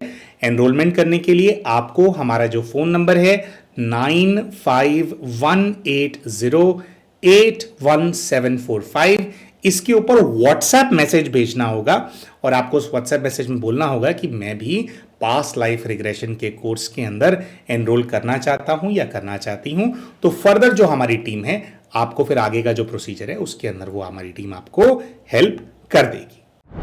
तो आइए दोस्तों, अब बात करते हैं कि जब ये बहन अपने फिर इनको जब स्पिरिट गाइड के पास भेजा गया तो इन्होंने इनको क्या गाइडेंस दिया। सबसे पहले तो दोस्तों, इनके स्पिरिट गाइड के रूप में इनको जीसस क्राइस्ट नजर आए। दोस्तों, आप देखेंगे कैसी विडंबना है कि इनके इस जीवन के अंदर ज्यादातर जो किरदार हैं जो कि इनको पास्ट लाइफ में नजर आए, जिनके बारे में ये जानना चाहते थे, वो सभी मुस्लिम्स हैं। ये खुद भी मुस्लिम है ना, लेकिन जो गाइड है वो जीसस क्राइस्ट है। अच्छा, पिछले जीवन के अंदर गए तो पिछले जीवन के अंदर सभी किरदार जो इनको नजर आए वो सभी के सभी किरदार कौन थे? हिंदू थे। अच्छा, अब पिछले जन्म में हिंदू थे, इस जन्म में मुसलमान हैं, लेकिन गाइड कौन आ रहे हैं? जीसस क्राइस्ट, है ना। इसका मतलब ये है कि और अगर इनके पास्ट लाइफ्स के अंदर इनको भेजा जाता, ये और पीछे जाते, तो क्रिश्चियनिटी के अंदर भी कई सारे इनके जो जन्म हैं वो नजर आते हैं। इसका मतलब ये है दोस्तों कि जो मनुष्य की जो आत्मा है वो अलग अलग पार्ट प्ले करते करते कई धर्मों में से होकर के गुजरती है, कई धर्मों को वो एक्सप्लोर करती है ना। और हर धर्म के अंदर अच्छा काम करने वाले और बुरा काम करने वाले सभी प्रकार के जो मनुष्य हैं वो मौजूद हैं, वो हैं। एक ही कैरेक्टर है जो पास्ट लाइफ में इनको नजर नहीं आया था ये वाली लाइफ में, जो कि हैं अब्दुल जी। तो इनके जो पति हैं जो अब्दुल हैं, उनका कैरेक्टर अगर आप देखेंगे कितने, अब बाकी सारे जो रिश्तेदार हैं वो भी मुस्लिम हैं, ये भी मुस्लिम फैमिली से हैं, मुसलमान अब्दुल भी हैं, लेकिन अगर आप अब्दुल जी का कैरेक्टर देखेंगे तो कैसे वो सहयोग करने वाले, एक मुसीबत में फंसी हुई महिला को, जिसके पहले से 3-3 बच्चे हैं, उसको उस मुसीबत से निकाल करके लेकर के जा करके उसका सहयोग करने वाली आत्मा है ना। और आज तक इनकी बच्चियों को इनके पति ने कभी सुनाया नहीं कि तुम मेरी बायोलॉजिकल चाइल्ड नहीं हो। इनके सभी बच्चे जो हैं, अब्दुल जी उनका अपने ही बच्चों की तरह ख्याल रखते हैं। अच्छा, तो दोस्तों गाइड से फिर पूछा गया कि भाई क्या है, मैं तो अच्छा काम कर रही थी पिछले जीवन के अंदर, तो ये कैसे हो गए? तो गाइड ने इनको विशेष बात ये बताई, उन्होंने कहा कि ये सब लोग दुष्ट आत्माएं हैं और ये सभी आत्माएं बदले की भावना लेने वाली हैं। पिछले पूरे जीवन के अंदर इनके मन में बदले की भावना थी। गाइड ने कहा कि देखो, वो बच्चों का तुम भले ही ख्याल रखती थी, है ना, तुम उनको रोटी खिलाती थी, सब कुछ करती थी, लेकिन इन आत्माओं का, अपने जो इनके बच्चे हैं जिनको ये आत्माएं दुख दे रही थी, उनके साथ इनका हिसाब किताब था और तुम उस हिसाब किताब के बीच में आ गई थी। और ऑन टॉप ऑफ दैट ये कहते हैं कि आपकी वजह से उन आत्माओं को फील तो यही हुआ कि पहले ही वो खोखली और खाली आत्माएं थी अंदर से, और दूसरा उन आत्माओं को ये बहुत फीलिंग ये आई कि एक माँ ही तो थे हम। उनका जो माँ बनने का जो उनका संस्कार है, मतलब जो माँ बनने की जो उनकी अंदर की इच्छा थी, एक चीज जो उनको थोड़ा बहुत फुलफिल कर रही थी, हालांकि वो अच्छी माएँ नहीं थी, लेकिन फिर भी आपने वो भी उनसे छीन लिया था। तो उस चीज का बदला ये सभी आत्माएं आपसे लेना चाहती थी। मतलब इनकी बहनों के बारे में बात किया और इनकी जो माँ है उनके बारे में भी। अब ये भी बात कही गई कि भाई जो माँ है उसका तो मैंने डायरेक्टली कुछ वो गलत किया नहीं। तो गाइड ने यही कहा कि और भी कुछ पीछे का आपका हिसाब किताब है जिसकी वजह से आप इनके साथ जुड़े हुए हो, और दोस्तों हालांकि गाइड ने बताया नहीं था और इनका सेशन ना बहुत लंबा चला था, तो और पीछे हम लेकर के नहीं जा पाए, लेकिन हमारे को तो ऐसी ही कुछ वाइब आ रही थी कि जैसे कि इंग्लैंड के, आज भी इंग्लैंड में रहते हैं तो इंग्लैंड के रहने वाले, शायद कोई ब्रिटिश ऑफिसर वगैरह रहे होंगे, कुछ लेन देन का इनका आपस में हिसाब किताब रह गया होगा जिसकी वजह से ये सब लोग पीछे पड़ गए हैं। तो गाइड ने कहा कि अच्छा, इन्होंने फिर ये पूछा कि भाई मेरे से ही क्यों बदला लिया, अगर माँ की हम बात करें वो तो गांव की सभी औरतों से चिढ़ती थी और मेरे साथ तो उसके पति का अफेयर भी नहीं था, है ना, दूसरों के साथ था। तो यहां पे गाइड ने बताया कि तुम्हारे को जो पिटवाने वाला है वो तुम्हारी मां बाद में है, पहले जो तुम्हारा अपना पिता है वो तुम्हारे को पिटवाता था, वो ही तुम्हारे को पीटना चाहता होता था और वही शय देता था कि इसको तू सुधार करके रख, पीट मतलब कान भरता था कि वो और पीटे। ठीक है, एक और भी सीक्रेट है जिसके बारे में गाइड ने जो उन्होंने अनवेल किया था, लेकिन उन्होंने कहा कि तुम्हारी मां से ज्यादा बदला तुम्हारे पिता ने लेना था, क्योंकि तुमने उसके चंगुल से ये जो इस जन्म की सुभद्रा आंटी हैं, जो कि उसकी इस जन्म में भी गर्लफ्रेंड थी, क्योंकि तुम उसको छुड़ा करके ले गई थी, उसका बदला वो लेना चाहता था, जो उसने अपनी, वो भी पीटता था लेकिन अपनी पत्नी से भी पिटवाने में उसका ज्यादा बड़ा हाथ था। ठीक है, दूसरा, फिर गाइड ने इनको एक रहस्य के बारे में बताया।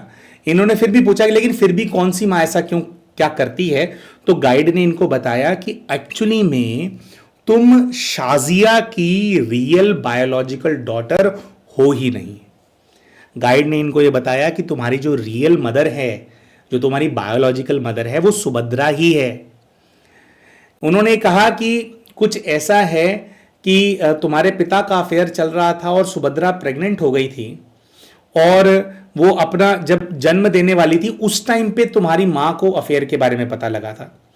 तुम्हारा जन्म होने के बाद तुम्हारी मां ने तुम्हारे पिता से झगड़ा किया और तुम्हें उसने अपने पास इसलिए रख लिया कि अगर बेटी सुभद्रा के पास ही रहती तो तुम्हारा पिता यह कह रहा था कि मुझे उसके साथ जाकर के रहना पड़ेगा, उसको अलग से मुझे घर दिलाना पड़ेगा। तो तुम्हारे पिता को अपने कंट्रोल में करने के लिए तुम्हारी मां ने कहा कि ये हिंदू है, तुम शादी उससे जायज नहीं है, तुम उससे कर नहीं सकते हो, कुछ ऐसा वो किया और तुम्हें अपने पास रख लिया ताकि तुम्हारे माध्यम से वो तुम्हारे पिता को अपने साथ रख सके और वो सुभद्रा के साथ जाकर के ना रहने लग जाए। इस वजह से किया, और क्योंकि तुम सौतेली बेटी थी और तुम्हारी शक्ल में उसको सुभद्रा की शक्ल नजर आती थी, इसलिए तुम्हारी मां तुम्हारे को इतना ज्यादा पीटती थी। गाइड ने दोस्तों इनको यह भी समझाया कि तुम्हारा तो वहां से जब तुम इंग्लैंड के लिए चली गई इन लोगों से पीछा छूट गया था, लेकिन फिर भी तुमने ये जो एक अपनी भावना होती है ना कि भाई ये लोग सुधर जाएंगे, ठीक हो जाएंगे, या मैं इन लोगों के लिए इतना अच्छा कर रही हूं तो कभी इनकी भावना मेरे लिए परिवर्तित हो जाएगी। तो गाइड ने कहा तुम्हारी इस भावना के चलते जो तुम उनसे अटैच्ड रही हो, यही बात हमने भी बोली थी वैसे इनको काउंसलिंग के टाइम पे, रही हो, उसकी वजह से पिछले 20 वर्षों से तुम और ज्यादा परेशान हो, वरना ये 26 वर्ष की आयु में तुम्हारा इनसे छुटकारा हो गया था, अब्दुल तुम्हारे को छुड़ा करके ले गया था, लेकिन आज भी तुम मानसिक तौर पे इनकी जो गुलाम बनी हुई हो उसकी वजह से आज भी तुम डिस्टर्ब्ड हो। अच्छा, अब आगे क्या करना चाहिए? तो गाइड ने बोला कि इनको पकड़ करके मत रखो, इनको अब छोड़ दो। थोड़ा इन्होंने इच्छा जो है जाहिर करी सुभद्रा जी, क्योंकि इन्होंने कहा कि वो सुभद्रा जी फिर कहाँ है क्या है, तो गाइड ने बताया कि वो जो आत्मा है वो अपना शरीर छोड़ चुकी है, अब वो इस जीवन के अंदर नहीं है, तो अब मिलना नहीं हो पाएगा। लेकिन ये एक बहुत बड़ा रहस्य से उन्होंने पर्दा उठाया था कि एक्चुअली में बायोलॉजिकल मदर शाजिया है ही नहीं, बायोलॉजिकल मदर सुभद्रा है इस जीवन के अंदर। दोस्तों ये था पूरा पास्ट लाइफ रिग्रेशन का केस अगर आपको पसंद आया हो तो आप लाइक ज़रूर करें वीडियो को। दोस्तों छोटी सी बात आपके साथ शेयर करनी है, ये पता नहीं क्या है इस वीडियो के अंदर एनर्जी, इसको रिकॉर्ड करने के लिए हमारे को कई दिन लग गए, कई सारे दिनों से थोड़ा हम बीमार भी चल रहे थे, बहुत ही दिनों के अंदर बार बार रिकॉर्डिंग का अटेम्प्ट करके फाइनली आज इसको रिकॉर्ड करके हम पोस्ट कर रहे हैं। तो आपको क्या लगा, आपका क्या थॉट है इस स्टोरी के बारे में, आप वो कमेंट्स के अंदर ज़रूर बताएं, है ना। वीडियो आपने चैनल को अभी तक सब्सक्राइब नहीं किया तो सब्सक्राइब भी ज़रूर कर लें। जल्दी आप सभी से हमारी मुलाकात होगी हमारे अगले वीडियो के अंदर। तब तक के लिए आप सभी का बहुत बहुत धन्यवाद हमसे जुड़े रहने के लिए, और नमस्कार।